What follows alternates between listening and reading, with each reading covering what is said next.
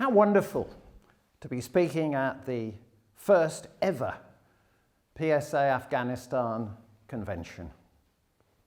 Thank you for inviting me. I feel privileged to be a professional speaker. I feel privileged to be able to travel the world, and I feel privileged to be paid silly money to do it. You can do the same. So what do you need?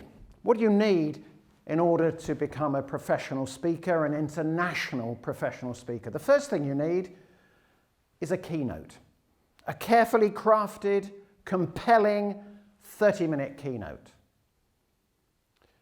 Now, I know what you're thinking. I don't need a keynote. I'm a trainer. I don't want to do keynotes. I just do workshops. I just do masterclasses. I don't need a keynote. Yes, you do. I believe that people are much more likely to book a speaker if they've seen them speak. And therefore, I'm a massive believer in doing showcases. And that's the way I've developed my international business all over the world. So what do I mean by showcase? What I mean is speaking for no fee. That's not speaking for free. I always charge expenses. It's speaking for no fee to an audience that contains people who are likely to book you. So let me give you an example. I should explain firstly that I speak on business and I speak on business growth. So my audience needs to be people running business or involved in running business. So CEOs, boards of directors, managing directors, trustees of charities, from the very smallest one-man startup all the way through to the biggest corporate in the world. That's my audience. So when I'm doing a showcase, those are the people that I need to have in the audience, and you need to do a lot of research to find out where they are most likely to be. So when I set out to develop my international business, and I should explain there's only me in my business, there's no staff, you have to torture yourself, don't you, when there's only you in your business. So what I agreed with myself was that I would focus on one geography at a time, and that I would visit for a week at a time, once a quarter. I'd do that for 2 years, and if at the end of 2 years I wasn't being successful, then I'd move on to somewhere else. So let me give you an example. When I decided to develop the Middle East market, I did my research and established that really Dubai was the place to start. And then I had to look at where would I find business leaders in Dubai. And at that time, and it's changed a little now, a lot of the business leaders were expatriates from all over the world. And what I found was that there were national business groups. So they were an obvious target for me. And I started contacting them. The British business group, the South African business group, the American, the Canadian, the German. A number of those said to me, we don't have speakers. Now, I guess I could have taken that as a negative, but for me, that's a real positive. Because what that meant was, if I could persuade them to have me speak, I'd be unique. I would stand out and would perhaps stand a better chance of success of someone booking me. After I'd done 2 or 3 of those keynotes in Dubai, I remember I was back in London and I got a phone call. And this man said, I'm the chief executive of this large business in Dubai. Are you free on these dates? We're interested in having you speak at our conference in Mauritius in 6 months' time. I said that I was. And then he said, well, the next thing we want to do is we're going to hold auditions in London next month, if you'd come along to that. I then had the most grueling audition I've ever had in my life. At the end of that, he said, okay, we'd now like to go ahead. The next thing we'd like to do is for us to fly you out to Dubai for 2 days, to immerse you in our company, and also to go through what you're going to speak about. And then some 4 months later, the conference was 3 days in Mauritius. To this day, that is the most lucrative booking I have ever had. And that came from a showcase. So, showcasing, that's the number one thing you need to do. You've got to have this 30-minute keynote. It's got to be carefully honed to be exactly 30 minutes to the nanosecond. It's got to have a beginning, a middle, and an end. It needs to have one or two stories. I need to know more about you at the end of your keynote than I knew about you at the beginning. It needs to take me through an emotional journey, and it needs to have one, possibly two takeaways at the end, things that I can implement immediately. That's what you need to have. And the way to rehearse those and practice those and get them critiqued is within the Speaking Association. It goes on all the time, all around the world, to get that speech to where you want it to be. Okay, so what's the next thing you need after a keynote? Well, you need a speaker bag. This is my speaker bag. This goes everywhere in the world with me. It's saved me on many occasions, and it's made me money. So what sort of things do I have in here? I have a projector. That projector goes everywhere with me. I can run a masterclass for probably up to 50 people, depending upon the acoustics in the room, using that projector. I have, of course, my MacBook. And something else, vitally important, is a power lead, an extension lead, because if you have one of these, it means you only need one adapter for the local needs rather than two or three. So how can my speaker's bag make me money? Well, again, let me give you an example. I was speaking at the PSA South Africa convention, the Speaking Association South Africa convention in Cape Town, and I wasn't expecting any work, but I did what I always do, and I would recommend you do, is if ever you're traveling anywhere in the world, add 1 or 2 days on the end, because you never know what might happen. So I did my speech at the convention, and afterwards a couple came up to me, a husband and wife, and they said, we own a school for chefs, and we'd love to have you come and speak. Is there any chance? And I said, well, yes, I'm free tomorrow. I'd be more than happy to. And they said, that would be great, but we don't have any equipment. We don't have a projector or anything. I said, that's not a problem. I have absolutely everything, all life support systems for a professional speaker. All I need is a blank wall, and we're in business.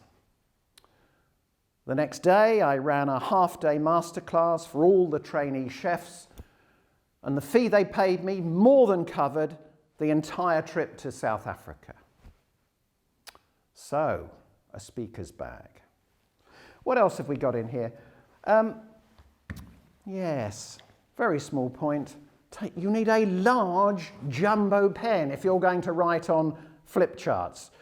Almost every venue in the world I've ever been to, the pens are useless. They're either dead, dry, or too small. Take one with you everywhere. And something else you need are 2 remotes, not just one. This is my standard remote, but I was speaking in Dubai. In fact, it was to 800 people. It was all these various national associations that I mentioned earlier. It was in the Amani Privé, which is in the Burj Khalifa, the largest building in the world. And I was getting going, and then I noticed my slides were jumping about. They were going on, off, backwards, forwards. Something in that building was clearly on the same radio frequency as my remote. Not a problem. I then changed to my second remote, which uses a different technology entirely. So a little tip for you, have 2 remotes with different technologies. Okay, so we've got ourselves a keynote speech, and we've got ourselves a speaker's bag with all the life support systems for a speaker. What else do you need? Well, you need to be out there online. You need to have a website, Your website needs to have videos of you. It needs to be clearly addressing not only the people who might be in your audience, but the people who might book you. They may be different people. You've got to be addressing their needs and their wants and objectives from having you speak for them. I'll come back to this in a moment, but I think your website these days is orders of magnitude more important than it was just a matter of 1 or 2 years ago. What else do you need? You need to be on social networking. For me, the most important is LinkedIn. I've got 24,000 contacts on LinkedIn, and I get business directly through LinkedIn. I spoke last year at I was the keynote speaker at the Business Summit in Ghana, Africa. That came directly through a contact in LinkedIn, and the only communication I ever had with the person who booked me was through LinkedIn. You never know where inquiries and bookings are going to come from. Maybe your website, maybe LinkedIn, maybe it's YouTube. You must have a YouTube channel. You want to have as many videos out there as possible, ones that you make directly like this, ones that are of you speaking, but the more you can have on your YouTube channel, the better. Little story for you. I had a phone call one day from a lady in Trinidad in the West Indies. And she said, I work for a government organisation, and we're going to be holding a business excellence conference. And I was looking at your website, and I had a look at your profile online, and we'd be interested in having you speak. So that's great, and we had a good conversation. And then she said, well, would you please send me all your information? So I did. And as normal, I quoted a fee plus business class airfare and expenses. And a couple of days later, she rang me back and she said, oh, we've never paid that much for a speaker before. And I thought, I know what's coming.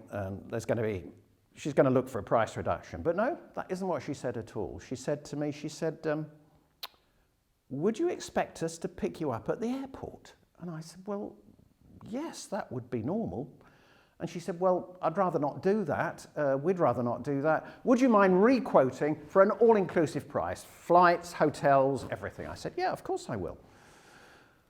So I then had a look, and I found that for Trinidad, one could get a package, a holiday package, a 5-day package of hotels, flights, everything.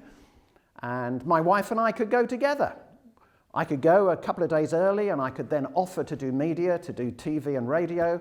And we would have a couple of days at the end, so again, if some more work came, or indeed we wanted to go and tour the island. That's what happened. I was booked. And I have to share with you that at 3 a.m. one morning, my wife and I were on the beach, and we watched leatherback turtles laying eggs in the beach, in the sand. An experience we'll never forget. And that all came from being a professional speaker and being able to speak in these exotic locations and sometimes less exotic locations around the world. What else do you need out there online? Well, there was some interesting research I saw recently from Microsoft saying that in an increasing number of market sectors, the client had made 85% of the decision before they first contacted the company. My opinion is that applies more to professional speakers than almost anyone else. They've done 85% of the work online, and you've got to enable that to happen. So what's the first thing you need? The first thing you need is to own your Google page. What do I mean by that? Well, in my case, I had some work done to establish exactly what someone looking for what I do would type into Google, what phrase that would be. And I work incredibly hard to try and make sure if you do type that phrase into Google, I appear twice as often as any other speaker in the world. And if you type that phrase into YouTube, there's probably 50% more of my videos than anyone else's. This is not about spending money, it's more about focus in everything you do out there in cyberspace. So you've got to own your Google page. Interestingly, a couple of years ago now, I was booked by a large Saudi corporation to speak at their annual conference in Cairo in Egypt. And I'd never heard of them before, but when I got there, I had a word with the guy who'd booked me, and I said, so why me? And he said, we knew exactly the topic we wanted to be the theme of this conference. And when I typed that in, you appeared more often than anybody else, so who else would I contact? So you've got to own your Google page. Having looked at Google, that will take them to your website inevitably. And as I said earlier, I think your website is order of magnitude more important than it used to be. You've got to think about who might buy you, number one. That's who we're talking about here. It might be a meeting planner who has got just a few seconds to decide between you and somebody else. So you've got to have something compelling. You must have a video, full frontal, no introduction, no nonsense at the start, go straight in where they can see you performing, they can see your audience reacting, they can see something about you and your topic and how compelling you are. Your website has got to be something which is sticky and keeps them looking and wants them to look at more of what you do and find out more about you. After that, they will go up into cyberspace and have a look at you. They'll look at you on LinkedIn. They'll look at you maybe on Facebook. They'll look at you on YouTube. They may look at you on Pinterest or Instagram. It all depends. Different countries have different focuses. Different industries have different focuses. But again, a story, if I may, a very good colleague of mine in the Professional Speaking Association here in the UK, Matt Crabtree, he specialises in working with the large banks around the world, and he has quite a substantial training company. And he was telling me that he recently got a large contract from one of those banks. And when he met the woman who had booked him, he said, "So why us?" And she said, "Well, that's a very good question, because I really couldn't decide between you and another company." She said, "What I did was I then had a look at your personal LinkedIn profile. I looked at the LinkedIn profile of the chief executive of the other training company. You had more recommendations. That's why you got the work." All these things are vitally important today. So, I think that's the 85% point that Microsoft have been talking about. What do they do next? Well, they've just got some clarification points, maybe. They want to ask you some questions. They're going to click on that Contact Us button, maybe on your website. And by the way, my statistics are that an awful lot of companies, organizations, and people never respond to that Contact Us button. Please make sure you do. And you need to set metrics. If you are working around the world, you, to some extent, have got to be working on a 24-hour clock and make sure that they get a response from you very quickly. It might be a response that says, "Sorry, it's our night at the moment, but I will contact you at this time the next day," in their language, in their time zone. So, once you've done all those things, and you've done it very quickly, I know a number of speakers, I hate to tell you, who actually take some time to respond to those inquiries, you've got your booking. So there we are, ladies and gentlemen. 3 things you need to be an international professional speaker. You need a keynote speech, you need a speaker's bag with all life support systems in it, and you've got to have that presence out there in cyberspace, on the internet. Absolutely perfect. But a question for you before I finish. Why? Why do you want to speak internationally? You're going to spend a lot of time in airports. You're going to spend a lot of time in aeroplanes and international hotels that are all the same everywhere in the world. You're going to have all kinds of hassle. And you're not going to earn as much, are you? Because no matter where you go, you're going to be away for 3 days. You'll only get paid for the one booking, but actually you're away from the office, you're away from speaking at home for 3 days. Is that what you want to do? Why do you want to do it? Well, I'll give you my reason. It enhances me, it enhances my business. I love getting into the business culture of other countries. I love getting feedback and feeding that back in when I speak in other places. It's done all kinds of things for me, and it's an essential part of what I do as a professional speaker. So, ladies and gentlemen, I look forward to sharing a stage with every single one of you who wish to be an international speaker at some exotic location somewhere in the world, and for us both to be paid silly money to do it. Thank you.